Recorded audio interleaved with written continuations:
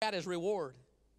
He never asked for a new plan of salvation either. Give me another shot. Give me another plan. Give me another plan. No, he didn't do that. He said, here's what I want you to do. Please send to my brothers Lazarus. Let him raise from the dead, that he would go and he would preach to them not to come to this awful place. He didn't ask for another plan of salvation. He said, take this plan of salvation that I've messed up and send it to my brothers so that they wouldn't come to this awful place.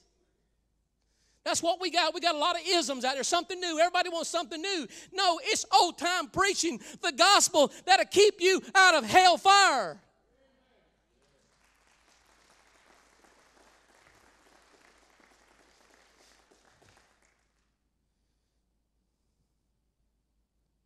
Everybody likes visitors. Everybody likes visitors when they're in a hospital. But he didn't ask for a visitor. Don't let my brothers come here to this awful place. Don't let anybody else come to this place. So,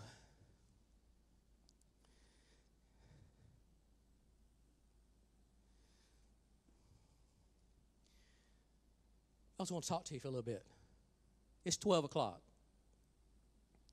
No, what time is it? I got a watch that might be running behind. What time is it? 12, good. I wound it up enough today. I must have shook this thing good up here. It's one of those kinetic watches. You know, it's one of the awfulest watches there is. Because you have, every time you go to put that thing on, you got to do that for 30 minutes. You take it off for a week, then you get up. It's got the wrong time next Sunday. It's going to have the wrong time. If I wear this one, it'd have the wrong time. Now I know why somebody gave me the Seiko. They gave it to me.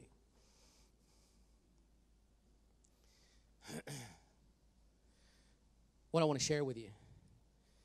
You just give me a few minutes. I want to share with you what the Lord shared with me. There's a man by the name of Bill Wiese. That's the old-time preaching. That's the gospel, the old-time way. Woo! Hellfire. Well, now I'm going to preach to the busters, if there's any left in here who didn't run out on me. Let me preach to you the buster way then, because I can do both. The busters are visual. See, put their hands on, buttons touch, that's the buster. Most of us are not like that way. I like doing that kind of stuff. So that's what I try to do. I try to bridge the old generation to the new generation. That's my job as pastor, to preach the truth to the whole congregation. So, let's do this here. How many of you have ever watched anything on YouTube? Let me see your hands. It's got a few in here. That's probably most of you busters there.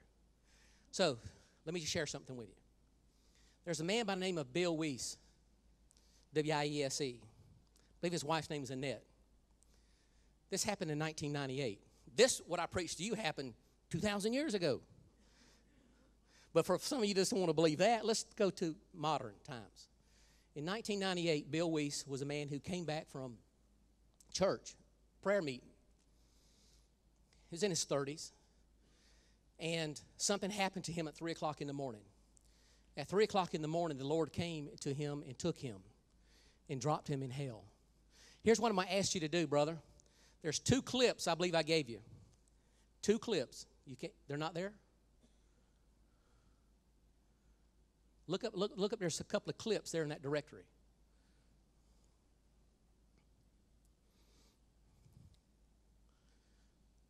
Pull up those clips, clip 1, clip 2 in that directory. Anyway, Bill Wiese was a man who died. God took him. I won't say he died, God took him. Dropped him over into hell. He woke up in hell. He was in a dungeon. He was in a walled cell.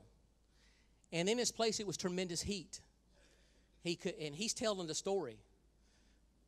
You see him? Now, cue that one up. I think it's clip 2 with Bill Wiese. Cue it up at 2 minutes. Get it ready for 2 minutes. I want him to tell you. I want you to see. He's got a book, 23 Minutes in Hell, by Bill Wiese, that you can read, you can get. He was dropped over into hell, and he tells the story of how his wife woke up at 3:23 and went downstairs in their house, and he is lying on the floor with his hands over his head, screaming and hollering, say, pray that God will take this out of my mind. Take this place out of my mind. And he has spent 23 minutes in hell, and he tells a story. Are you ready? Let's see if this one here is right. Cue that one up for me.